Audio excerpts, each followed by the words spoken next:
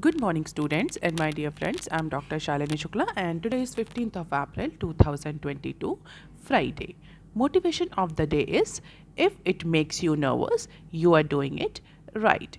In today's discussion, we are going to cover these articles where we will be discussing about IMF and World Bank agenda, CBDC impact on financial stability, textile PLI scheme, PPIs, and we will also discuss some other short news clips related to Tata Renewable Energy, NCLT, and future retail, and debates over the IPR in telecommunication and railway ticket booking status. So let's start with article number 1 given on page number 4 of Business Standard. War in Europe, COVID in China on IMF World Bank agenda. Next week International Monetary Fund World Bank की spring meeting schedule है और जो main agenda होगा इस particular meeting में that will be the negotiation on impact of COVID-19 as well as the war in Ukraine on different economies as well as world economy. तो जो major topic of discussion होगा कि supply chain जिस तरह से Covid के duration में जिस तरह से सप्लाई चेन इम्पैक्ट हुई है उसकी वजह से जो कमोडिटी प्राइस जो हैं वो कंटिन्यूसली बढ़ रहे हैं, इन सारे चैलेंजेस को कैसे ओवरकम किया जाए. तो कोविड ने सप्लाई चेन डिसरप्शन और कोविड कमोडिटी प्राइसेस को इम्पैक्ट किया, लेकिन जिस तरह से रशिया यूक्रेन क्राइसिस चल रही है उसकी वजह से सप्लाई चेन डिसरप्शन और कमोडिटी प्राइस में और ज़्यादा इंक्रीज देखने को मिला है. इसके अलावा वर्ल्ड बैंक और आईएमएफ में हेल्थ इंफ्रास्ट्रक्चर पर इन्वेस्टमेंट को लेकर के भी डिस्कशन होगा, क्योंकि जिस तरह से कोविड-19 ने डिफरेंट कंट्रीज़ के हेल्थ इंफ्रास्ट्रक्चर की पोल खोल के रख दी, उसके बाद से वर्ल्ड बैंक और IMF will also discuss about the health infrastructure investment in order to continue or tackle the pandemic or COVID-19 pandemic like situation in future. इसके अलावा क्रिप्टो करेंसी रेगुलेशन को लेकर के भी आईएमएफ और वर्ल्ड बैंक में negotiation होगा. और इंडिया के साइड से हमारे जो फाइनेंस मिनिस्टर है और जो हमारे चीफ इकोनॉमिक एडवाइज़र हैं वो उस पर्टिकुलर मीटिंग में प्रेजेंट रहेंगे. तो Ukraine crisis, Russia Ukraine crisis, supply chain disruption, increasing commodity prices, crypto currency regulation, ये कुछ इंपॉर्टेंट इशू होंगे जो आईएमएफ और वर्ल्ड बैंक की नेक्स्ट वीक में जो मीटिंग शेड्यूल है उसमें ये डिस्कस किए जाएंगे. इसके अलावा इन सारे इकोनॉमिक नेगोशिएशंस के अलावा ये इकोनॉमिक टॉपिक्स के अलावा आईएमएफ के में जो कोटा रिफॉर्म्स को लेकर के काफ़ी टाइम से स्ट्रगल चलता हुआ रहा, इस पर भी डिस्कशन हो सकता है. आईएमएफ में जितने मेंबर कंट्रीज हैं सबका अपना अपना कोटा है as per their economic growth. और कई बार से जो डेवलपिंग इकोनॉमीज़ हैं इंडिया या जो अदर इमर्जिंग इकोनॉमीज़ हैं, they are demanding for reforms in IMF quota system.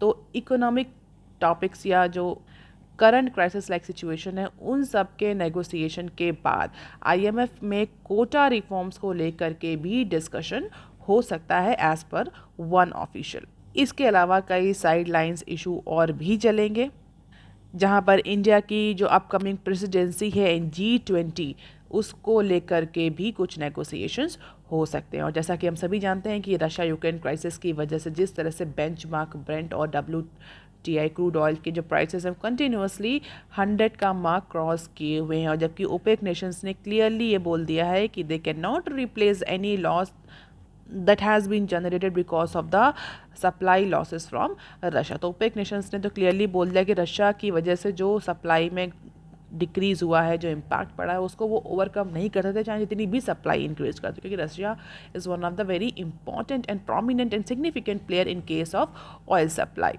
तो ये सारे जो इम्पॉर्टेंट टॉपिक्स हैं ये डिस्कस किए जाएंगे आगे आने वाली आईएमएफ और वर्ल्ड बैंक की जो मीटिंग है.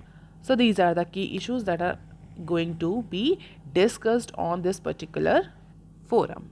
इसके अलावा सीबीडीसी को लेकर के भी वर्ल्ड बैंक ने अपने कुछ ओपिनियन प्रेजेंट किए. देख लेते हैं वो न्यूज़ क्या है. CBDC likely to pose risk for financial stability World Bank. So World Bank ने क्रिप्टो करेंसी या सेंट्रल बैंक डिजिटल करेंसी जिसको हम शॉर्ट फॉर्म में सीबीडीसी बोलते हैं उसको लेकर के अपने कुछ ओपिनियन या अपने कुछ व्यूज़ प्रेजेंट किए हैं. As per the World Bank CBDC, that is central bank digital currency, could potentially pose the risk of privacy and increase the responsibility to the central bank. And this introduction of cryptocurrency or any sort of digital currency can definitely have the impact on financial stability and can also increase the risk of currency substitution through cross border transactions. तो clearly world Bank ने बोला है कि अगर इस तरह की CBDC currency और आती है और इस तरह से इंट्रोडक्शन इंक्रीज होता रहता है CBDC करेंसी का डिफरेंट डिफरेंट कंट्रीज़ में, तो ये जो नया डिजिटल करेंसी का सिस्टम आएगा ये एग्जिस्टिंग फाइनेंशियल इंटरमीडिएशन सिस्टम को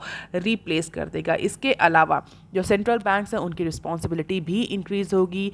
प्राइवेसी को लेकर के भी बहुत ज़्यादा कंसर्न जो है वो वर्ल्ड बैंक ने प्रेजेंट की हैं. Apart from it cross border transactions को लेकर के भी जो CBDC है उसमें कैसे रेगुलेशंस होंगे, इस पर्टिकुलर कंटेक्स्ट में वर्ल्ड बैंक ने क्वेश्चन मार्क किया. तो वर्ल्ड बैंक एक्चुअली जो अभी ओपिनियन आ रहा है उसके according world bank is not in very much favour of introduction of these CBDC, क्योंकि वर्ल्ड बैंक का कहना है कि financial stability, financial integrity, data protection, privacy, cyber resilience जैसे जो इश्यूज़ हैं इनको ये CBDC बहुत ज़्यादा इम्पैक्ट करेगा. There are lot of risk that are associated with introduction of central bank digital currency, क्योंकि जो सेंट्रल बैंक है फिर उनको बहुत ज़्यादा टाइम डेटा प्राइवेसी को लेकर के, फाइनेंशियल स्टेबिलिटी को लेकर के, क्रॉस बॉर्डर ट्रांजैक्शंस को लेकर के, लीगल रेगुलेटरी हर्डल, बहुत सारे जो रिस्पॉन्सिबिलिटीज़ हैं वो अब सेंट्रल बैंक को निभानी पड़ेंगी because of this introduction of CBDC, जो कि ट्रेडिशनल सेंट्रल बैंक मनी से टोटली डिफरेंट होगा. और ऐसे समय पर जबकि IMF वर्ल्ड बैंक की जो मीटिंग है वो शेड्यूल है, उस समय वर्ल्ड बैंक का ये ओपिनियन कहीं ना कहीं CBDC के इंट्रोडक्शन को लेकर के एक और डिबेट क्रिएट कर सकता है. अब देख लेते हैं article number 2 that is given on page number 4 of Business Standard. Textile PLI scheme 61 firms to invest ₹19,077 crore in 5 years. We all know about the PLI scheme, that is production और productivity linked incentive schemes, जहाँ पर electronic segment से start करके government ने इस particular scheme को textile, solar, automobiles, pharmaceutical और बहुत सारे अदर सेक्टर में भी अब इनिशिएट किया, इम्प्लीमेंट किया था just to increase the India's manufacturing capacity. So textile sector में लेकर कि में अगर बात करें PLI स्कीम की, that is production linked incentive scheme, तो थर्सडे को गवर्नमेंट अप्रॉक्सीमेटली 61 कंपनीज की जो फाइनेंशियल एड के प्रपोजल से अंडर PLI स्कीम उसको अप्रूवल दिया है, including 7 foreign ones for its textile production incentive scheme. तो 61 कंपनीज जिसमें 7 फॉरेन कंपनीज हैं उनको टेक्सटाइल की फील्ड में फाइनेंशियल एड प्रोवाइड करेगी government under the PLI scheme. और इस पर्टिकुलर फाइनेंशियल एड के तहत जो कंपनीज हैं they are going to invest approximately 19,000 crore into textile sector. और अगर कंपनीज़ की बात करें तो Shahi export, Paragon apparels, Trident, Shri Durga, Madhura industry, HP cotton and Goa glass fibres, इस तरह की कंपनीज़ के नाम है. तो जो पहला पार्ट है, जो पहला फर्स्ट फेज़ है उसमें जो 13 कंपनीज़ हैं अप्रॉक्सीमेटली 300 करोड़ का इन्वेस्टमेंट करेंगी. दूसरे पार्ट में 48 जो कंपनीज़ हैं मिनिमम 100 करोड़ का इन्वेस्टमेंट करेंगी, जिसमें बहुत सारी अदर कंपनीज इंक्लूडेड हैं जैसे कि Arvind, Suchi, SVP global, AYM, Sintex, techno and इन्फिलूम. तो कई फेजेस में इन्वेस्टमेंट होगा. पार्ट अगर फेज़ 1 की बात करें तो 13 कंपनीज इन्वेस्टमेंट करेंगी, जिसमें हर एक कंपनी मिनिमम 300 करोड़ का इन्वेस्टमेंट करेगी. दूसरे पार्ट में 48 कंपनीज इन्वेस्टमेंट करेंगी, जिसमें हर एक कंपनी मिनिमम 100 करोड़ का इन्वेस्टमेंट करेगी टेक्सटाइल सेक्टर में. 7 फॉरेन कंपनीज़ की अगर हम बात करें तो ये लिस्ट है 7 फॉरेन कंपनीज़ की जिनको PLI स्कीम के तहत government of India financial aid provide करेगी just to invest 3,559 crore into different phases. तो टोटल 67 एप्लीकेशन गवर्नमेंट ने रिसीव किए थे अंडर टेक्सटाइल PLI स्कीम, जिसमें 61 को अप्रूवल दिया गया और 61 में जो 7 हैं वो फॉरेन कंपनीज हैं. यहाँ पर एक बात याद रखने की बात है कि टेक्सटाइल इंडस्ट्री जो है, जो टेक्सटाइल सेक्टर है that is labour intensive industry. Labour intensive sector है जहाँ पर एम्प्लॉयमेंट जनरेशन ज़्यादा होता है, इसीलिए जो गवर्नमेंट है वो इस समय टेक्सटाइल इंडस्ट्री पर ज़्यादा फोकस कर रही है जैसे कि एम्प्लॉयमेंट जनरेशन इंक्रीज हो. तो 61 एप्लीकेशंस के अप्रूवल के बाद गवर्नमेंट ये एंटिसिपेट कर रही है अप्रॉक्सीमेटली 19,000 करोड़ का इन्वेस्टमेंट होगा.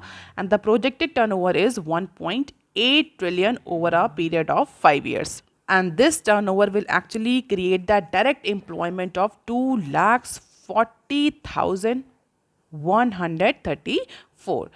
तो 19,000 करोड़ के इन्वेस्टमेंट से अप्रॉक्सीमेटली 2.5 लाख जॉब जनरेट होगी। जैसा कि मैंने पहले भी डिस्कस किया कि टेक्सटाइल इंडस्ट्री जो है वो एक लेबर इंटेंसिव सेक्टर्स है जहाँ पर कम कैपिटल इन्वेस्टमेंट के साथ ज़्यादा एम्प्लॉयमेंट जनरेट होता है। अब देख लेते हैं article number 3 that is given on page number 7। PPIs make silent debut. It is basically an editorial on PPIs, जहाँ पर ऑथर ने इंडिया में किस तरीके से पीपीआईज अपनी जगह बना रहे हैं, किस तरीके से उनका साइलेंट डिब्यूट हुआ, किस तरह से आरबीआई उनको और अदर रेगुलेटरी अथॉरिटीज़ उनको सपोर्ट कर रही हैं, इसको लेकर के पूरा एडिटोरियल है। तो जल्दी से और शॉर्ट फॉर्म में इसको डिस्कस करने की कोशिश करेंगे। पिछले कुछ अगर सालों में हम देखें तो प्राइवेट सेक्टर में बैंकिंग लाइसेंस को लेकर के आरबीआई ने बहुत ज़्यादा इनिशिएटिव लिए हैं और बहुत स्पीड या फास्ट ट्रैक प्रोसेस में प्राइवेट सेक्टर को डिफरेंट बैंकिंग कैटेगरी के लाइसेंस आरबीआई ने दिए हैं। हालांकि अगर न्यूज़ कवरेज की बात करी जाए या नेगोशिएशन या डिस्कशन डेलिब्रेशंस की बात करें तो ऑलमोस्ट ये जो लाइसेंसिंग की प्रोसेस रही आरबीआई की ये अननोटिस्ड रही एज पर द ऑथर। कि ऑथर का कहना है कि जितना भी प्राइवेट सेक्टर को डिफरेंट कैटेगरी, चाहे वो पेमेंट बैंक्स हों, चाहे वो प्रीपेड इंस्ट्रूमेंट्स हों, जो भी लाइसेंसिंग की, जो भी गवर्नमेंट आरबीआई ने बेसिकली जो भी इनिशिएटिव लिए वो बहुत ज़्यादा डिस्कस नहीं हुए, अननोटिस्ड रहा वो पर्टिकुलर इनिशिएटिव। और यहाँ पर जो सबसे प्रोमिनेंट, सबसे इम्पॉर्टेंट लाइसेंसिंग की प्रोसेस रहा या इनिशिएटिव रहा वो रहा प्रीपेड पेमेंट इंस्ट्रूमेंट, जिसको हम शॉर्ट फॉर्म में PPIs बोलते हैं। तो whenever I am saying PPIs here, it simply means prepaid payment instruments. Apart from other licensing और other category licensing, prepaid payment instrument के केस में भी आरबीआई ने एक अच्छा खासा काम किया। जैसे कि रिसेंटली जो रूल्स कंसोलिडेट किए प्रीपेड पेमेंट इंस्ट्रूमेंट्स को लेकर के और किस तरीके से प्रीपेड पेमेंट इंस्ट्रूमेंट्स ने इंडिया में अपना प्लेस बनाया, इसको लेकर के ऑथर ने पूरा आर्टिकल लिखा है। अब सबसे पहला question, what are these prepaid payment instrument, जिसको हम शॉर्ट फॉर्म में PPIs बोलते हैं। तो इनको पॉपुलरली हम जनरली जानते हैं ई वॉलेट्स, ई गिफ्ट, जो प्रीपेड कार्ड्स होते हैं, ये जितने भी तरह के प्रीपेड इंस्ट्रूमेंट्स हैं ये इसी PPIs की कैटेगरी में आते हैं, जिसमें हमारे ई वॉलेट्स भी आते हैं, हमारे गिफ्ट कार्ड्स भी आते हैं, प्रीपेड वाउचर्स भी आते हैं, जैसे कि मील वाउचर्स आ गए, मेट्रो ट्रैवल जो रेल कार्ड्स होते हैं वो भी आते हैं, मनी ट्रांसफ़र के जो वॉलेट्स होते हैं वो भी आते हैं, गिफ्ट्स कार्ड जो हैं वो भी आते हैं, जिसमें पैसे जो हैं वो पहले दिए जाते हैं और जो सर्विस या जो पर्टिकुलर प्रोडक्ट है वो बाद में लिया जाता है। और PPIs को लेकर के रिसेंटली आरबीआई ने बहुत ज़्यादा रिफॉर्म्स लिए हैं, बहुत ज़्यादा गाइडलाइंस इशू करी हैं, रूल्स इशू करे हैं, क्योंकि आगे आने वाले टाइम में जिस तरह से PPIs का जो स्प्रेड बढ़ रहा है, PPIs की जो प्रेवलेंस बढ़ रही है, उसको देखते हुए इसको रेगुलेट करना आरबीआई के लिए बहुत ज़्यादा ज़रूरी था। और डेफिनेटली आरबीआई ने इसको फैसिलिटेटिव मैनर में PPIs को रेगुलेट किया। Why? Because these PPIs options are becoming the card of choice for vast majority of Indians as per the per capita income creeps upward. इसके अलावा कई सारे अदर इनोवेशंस भी देखने को मिल रहे हैं PPI के केस में। बहुत सारी जो इशूअर कंपनीज हैं वो डिफरेंट कैटेगरीज के पॉपुलर ऑप्शंस ला रहे हैं PPI के केस में, चाहे वो गिफ्ट कार्ड्स हो, वाउचर्स हो, मनी ट्रांसफर वॉलेट हो, मील वाउचर्स हो, मेट्रो ट्रैवल टिकट्स हो। आप डेली अपनी लाइफ में एडवर्टीजमेंट्स भी देखते होंगे PPIs को लेकर के। And one of the prominent example of PPIs are travel cards, जो कि जहाँ पर आप पहले कार्ड के थ्रू रिचार्ज कर लेते हैं, you can use those particular card for travel purpose. और अगर इंडिया की बात करें तो अब अप्रॉक्सीमेटली 36 ऐसी कंपनीज एक्टिव हैं इस पर्टिकुलर बिजनेस स्पेस में, जो कि एग्जांपल में अगर हम देखें तो अमेज़ॉन पे, मोबीविक, सोडेक्सो, ये सारी कंपनीज जो हैं वो इस पर्टिकुलर सेगमेंट में, PPI के सेगमेंट में बहुत ज़्यादा एक्टिव हैं। इसके अलावा month by month, year by year नई जो कंपनीज़ हैं वो इस पर्टिकुलर स्पेस में ऐड ऑन होती जा रही हैं। हालांकि अगर बात करें कब से इंडिया में ये स्टार्ट हुआ, तो this particular operation of PPIs has actually started in India since 2019 नहीं 2009 से ये PPIs जो हैं वो इंडिया में ऑपरेशनल हैं किसी फॉर्मेट में। और जैसे कि ओला मनी 2009 से ओला मनी के फॉर्म में ये PPIs चल रहे थे, लेकिन जो सबसे ज़्यादा रश देखने को मिला वो 2017 में देखने को मिला, जब आरबीआई ने इन PPIs को लाइसेंसिंग देना शुरू कर दिया for operating in India in 2021, the monetary sector regulator decided to further simplify this taxonomy. 2017 में जब आरबीआई ने लाइसेंसिंग की प्रोसेस स्टार्ट करी फॉर पीपीआई, उसके बाद से इस पर्टिकुलर सेगमेंट में ज़्यादा बूम देखने को मिला. It has however also imposed uniform condition to reduce the risk for small ticket consumers. अब यहाँ पर आरबीआई के लिए एक बहुत बड़ा चैलेंज ये था कि क्योंकि पीपीआईज का जो प्रेवलेंस था वो बढ़ रहा था, लेकिन अगर हम पीपीआईज को देखें तो पीपीआईज में जो कंज्यूमर है that is very small ticket consumer, बहुत ज़्यादा नेट हाई वर्थ इंडिविजुअल्स जो हैं वो इस पर्टिकुलर सेगमेंट में या कस्टमर्स जो हैं इस पर्टिकुलर सेगमेंट में नहीं आते. छोटे छोटे या हाउस होल्ड्स हैं या जो मिडिल इनकम ग्रुप कस्टमर्स हैं या high middle income group customers हैं, they comes under this particular category. तो उनके रिस्क को, उनके इंटरेस्ट को भी सेव करना आरबीआई के लिए प्राइम रिस्पॉन्सिबिलिटी थी कि ऐसा ना हो कि इस डिफरेंट पीपीआईज के थ्रू कहीं कोई कंज्यूमर या कस्टमर किसी पर्टिकुलर फ्रॉड या फाइनेंशियल फ्रॉड को फेस ना करें. हालांकि यहाँ पर एक बात बहुत ध्यान रखने वाली बात है कि पीपीआईज जो है वो क्रेडिट कार्ड इशूअर जो कंपनी से, चाहे वो वीज़ा कार्ड हो, मास्टर कार्ड हो, किसी भी तरह रुपए हो, उन सब से डिफरेंट है. Why? Because they do not offer the holder any deferred credit or access to any bank accounts. They generally the prepaid instruments. इनके साथ कोई भी अकाउंट नहीं आता और they do not offer any deferred credit to any individual और any consumers. जितना पैसा है, जितना क्रेडिट है उस पर्टिकुलर, जितना अमाउंट क्रेडिट है उस कार्ड पर या उस वाउचर पर, केवल उतना ही यूज़ किया जा सकता है. And by they are getting close in terms of what wallet can do. तो आरबीआई का बहुत प्राइम पर्पस था कि इस पर्टिकुलर सेगमेंट को बूस्ट भी करना है, साथ ही साथ फाइनेंशियल फ्रॉड्स को भी रोकना है, क्योंकि इसमें बहुत बड़े बड़े या रिच या एफ्लुएंट क्लास के कंज्यूमर्स नहीं थे. The category of this PPI belongs to small ticket consumers. तो ट्रांसपेरेंसी भी इंश्योर करनी थी, उनके इंटरेस्ट को भी सेव करना था और इस सेगमेंट को भी फ्लरिश करना था.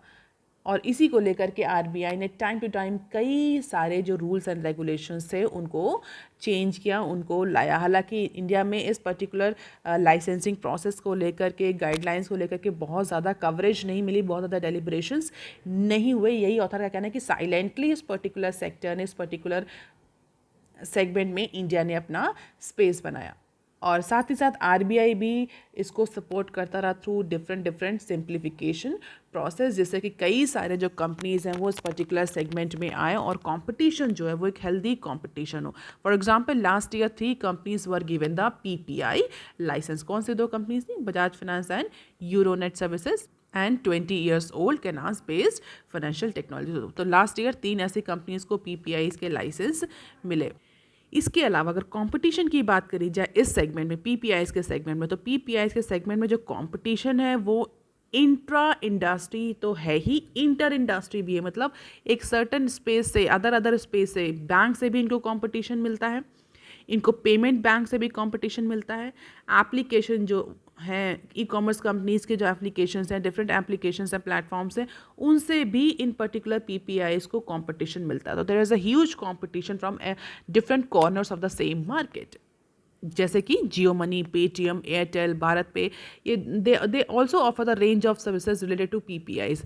तो पीपीआई जो स्पेशली ऐसी कंपनी जो सिर्फ पीपीआई सेगमेंट में काम कर रही है, उनको बहुत अदर सेगमेंट से या अदर इंडिविजुअल कैटेगरीज या पेमेंट कैटेगरीज से भी कॉम्पीट करना पड़ता है. अ payment bank offers a link parking her money into an account, whereas an e-wallet is a step behind and in theory at least is less convenient. तो बहुत सारे competition भी इनको फेस करने पड़ते हैं पीपीआई सेगमेंट को. सो डेफिनेटली जो पेमेंट बैंक्स हैं, जो फुल फ्लैश बैंक हैं, they have lot of other financial services with these PPIs. तो कंपटीशन जो होता है वो बहुत इंटेंस है. जो पीपीआई सेगमेंट में जो कंपनीज है, they need to be very much innovative in terms of providing their services.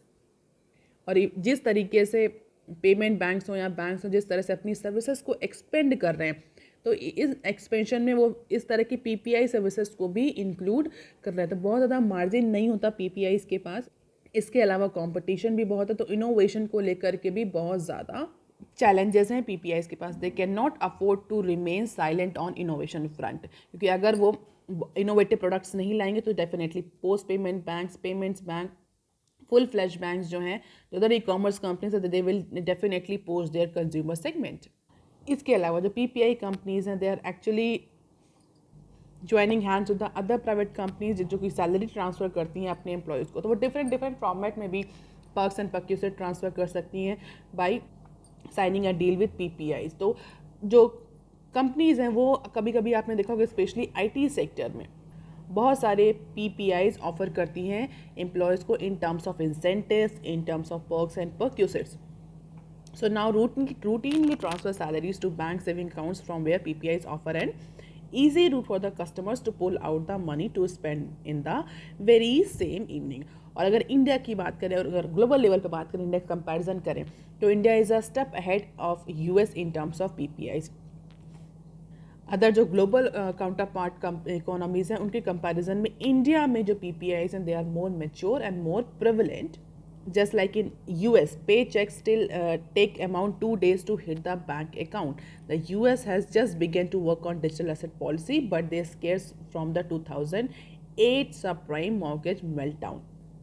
तो यूएस का जो एक्सपीरियंस रहा है 2008 में लेमन ब्रदर क्राइसिस को लेकर के, उसकी वजह से इस पर्टिकुलर डिजिटल एसेट पॉलिसी के सेगमेंट में जो यूएस इकॉनमी है वो बहुत ज़्यादा प्रोग्रेसिव नहीं हो पा रही. हालांकि इंडिया के पास ऐसा भी कोई एक्सपीरियंस नहीं है. तो इंडिया इज़ एक्चुअली और आरबीआई जो है वो बहुत स्पीड और फास्ट ट्रैक मैनर में इन पीपीआईज को लाइसेंसिंग प्रोवाइड कर रही है. हालांकि आरबीआई ये भी इंश्योर कर रही है कि कहीं ना कहीं जो कंज्यूमर्स हैं उनका इंटरेस्ट यहाँ पर ना हो. तो this is paid up innovation, जहाँ पर सर्विसेज या प्रोडक्ट को अवेल करने से पहले उसका पेमेंट किया जाता है. तो these are the number of the companies operating into different segment और different types of financial market infrastructure. This is the remark. तो 5 कार्ड पेमेंट्स में हैं जो कार्ड इशू करते हैं, डेबिट कार्ड इशू करते हैं और बैंक के साथ में को ब्रांड करके डिफरेंट टाइप्स के क्रेडिट कार्ड भी इशू करते हैं, जैसे कि रुपे हो सकता है, मास्टर कार्ड, वीज़ा.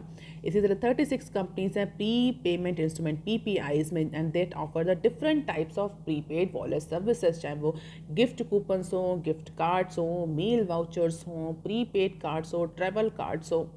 इसके अलावा 28 कंपनीज पीपीआई सेगमेंट में अपना जो बिजनेस है वो हैंड ओवर कर चुकी हैं. Companies whose business was terminated and voluntary surrender. तो ऐसा नहीं है कि कंपनीज का नंबर बढ़ता जा रहा है, क्योंकि फेलियर रेट भी ज़्यादा है because of lot of factors. जैसा कि मैं डिस्कस है, कॉम्पिटिशन इंटेंस है इस सेगमेंट में, डिफरेंट अदर सेक्टर से भी कंपटीशन होता है. इसके अलावा रेगुलेशन भी आरबीआई का टाइट है. Apart from it, innovation is the hard line requirement of this particular segment. different innovative products, different innovative instruments लाना ही इस particular segment में एक सक्सेस होने की है.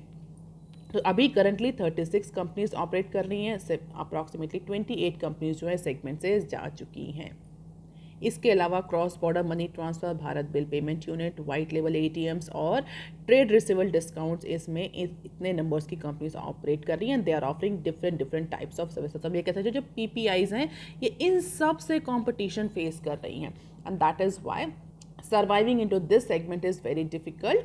But although apart from all the challenges, PPIs are making their space in Indian economy. अब देख लेते हैं some other news clips. BOI moves NCLT as lead lender to future retail. So public sector bank of India has taken Kishore Biyani-led Future Group to the NCLT. For what? For initiating the resolution proceeding under the Insolvency and Bankruptcy Code. हमने पिछले कुछ news analysis में discuss भी किया था कि future अपने जो पेमेंट्स हैं, ड्यूज़ हैं, उनको लेकर के डिफ़ॉल्ट हो रहा है, और इसी को लेकर के रिलायंस ने कुछ जो टेक ओवर्स भी किए थे फ्यूचर रिटेल के कुछ पर्टिकुलर आउटलेट्स को. उसके बाद से हालांकि काफ़ी ज़्यादा ह्यू एंड क्राई हुआ, लेकिन अब चूँकि बहुत टाइम से ये डिफ़ॉल्ट की प्रोसेस चल रही है, तो जो बैंक ऑफ इंडिया है that has become the prime lender to take the Future Group into NCLT मिलेगा. तो Mumbai based BOI the lead bank in the particular consortium, जिसने फ्यूचर रिटेल को एक बहुत बड़ा लोन दिया था. तो कंसोर्शियम हमेशा लोन देते हैं जो कंपनीज होते हैं, क्योंकि लोन का अमाउंट बहुत ज़्यादा बड़ा होता है. तो एक जो बैंक है वो इतना अमाउंट लेंड नहीं कर सकता या करना चाहता because of the risk exposure. तो कंसोर्शियम कई सारे बैंक्स मिल करके एक ग्रुप को लेंड करते हैं, और जिसमें जो फ्यूचर ग्रुप को जिस कंसोर्शियम ने लेंड किया था उसमें जो बीओआई है that is the prime lender. तो बीओआई का अगर हम एक्सपोजर देखें तो फ्यूचर ग्रुप में अप्रॉक्सीमेटली 1441.62 करोड़ का है. अप्रॉक्सीमेटली 1,500 करोड़ का एक्सपोजर है, 1,500 करोड़ का लोन है बीओआई का इनटू फ्यूचर रिटेल. इसके अलावा Axis Bank, Andhra Bank, State Bank of India, Corporation Bank, IDBI Bank, Union Bank, Bank of Baroda, Central Bank, Punjab National Bank, Vijaya Bank, Bank of India, इन सब का भी लोन एक्सपोजर है into this particular future group. और पिछले कई टाइम से future group जो है वो अपने जितने भी ड्यूज एंड लोन रिपेमेंट्स हैं उसमें डिफॉल्ट हो रहा है, तो फाइनली फ्यूचर ग्रुप को एनसीएलटी में ले जाया गया फॉर रिजोल्यूशन प्रोसेस। अब देख लेते हैं next clip. Tata renewable arms raises ₹4K crore from the black rock and others. तो टाटा रिन्यूएबल एनर्जी, टाटा की जो पावर यूनिट है टाटा रिन्यूएबल, उसने अप्रॉक्सीमेटली 4,000 करोड़ का फंड रेज किया है फ्रॉम डिफरेंट इन्वेस्टर। तो मैं बोल सकते हैं जो इन्वेस्टर्स का कंसोर्शियम है जिसमें ब्लैक रॉक जो है सबसे इंपॉर्टेंट है।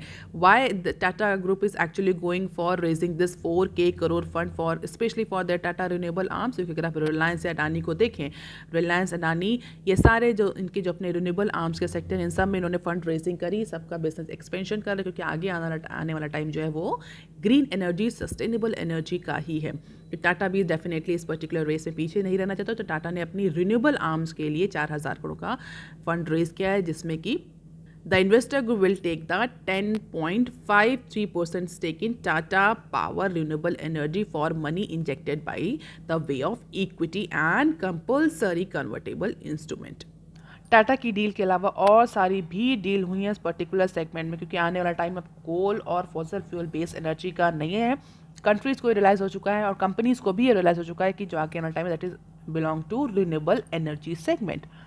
तो रिलायंस, अडानी, टाटा, जितने भी एक बड़े बड़े ग्रुप्स हैं, they all are investing into this renewable energy और ग्रीन एनर्जी सेगमेंट। उसी के टाटा ने 4,000 करोड़ का फंड रेज किया। अब देख लेते हैं next clip. DoT debates road map to protect IPR in telecom.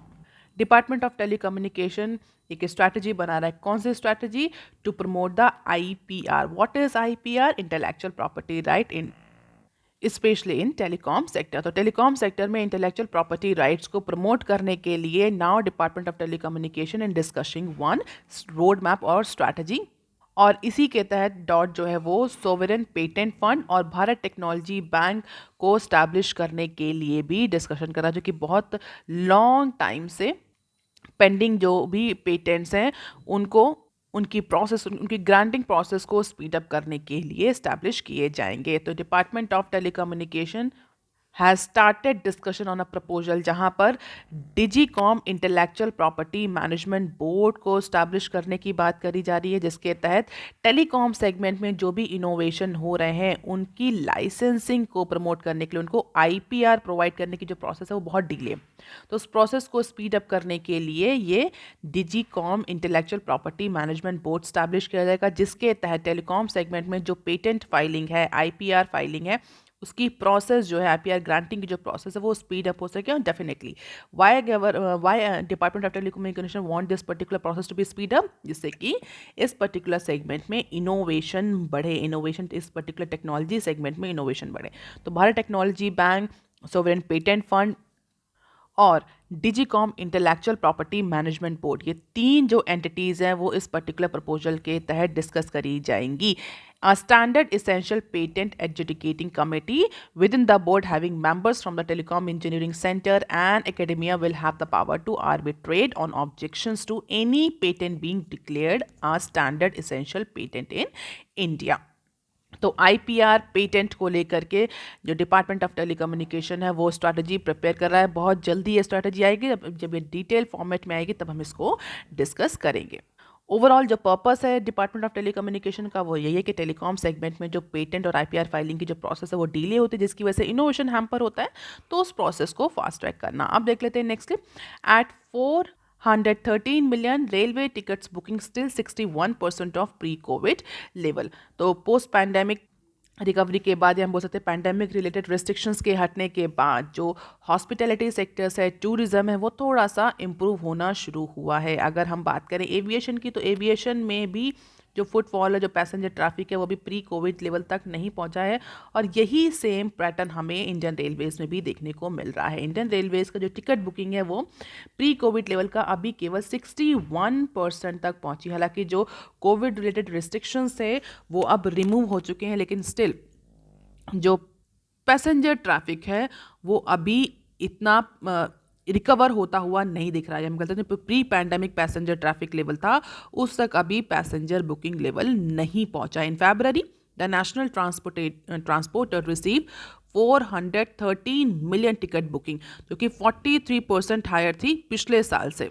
यानी 2021 से 43% का इंक्रीज हुआ है टिकट बुकिंग में। लेकिन अभी भी प्री पैंडेमिक लेवल इन 2019 और 20 का जो लेवल था उसके अभी केवल और केवल 60% ही टिकट बुकिंग पहुंची है।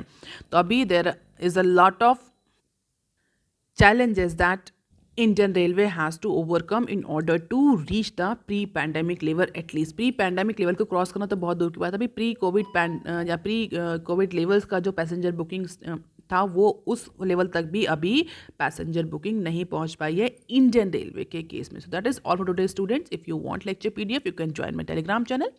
You can also follow me on other social media platforms. If you have any query and suggestion, you can write on comment section below. Please like, share and subscribe. Thank you. Have a nice day.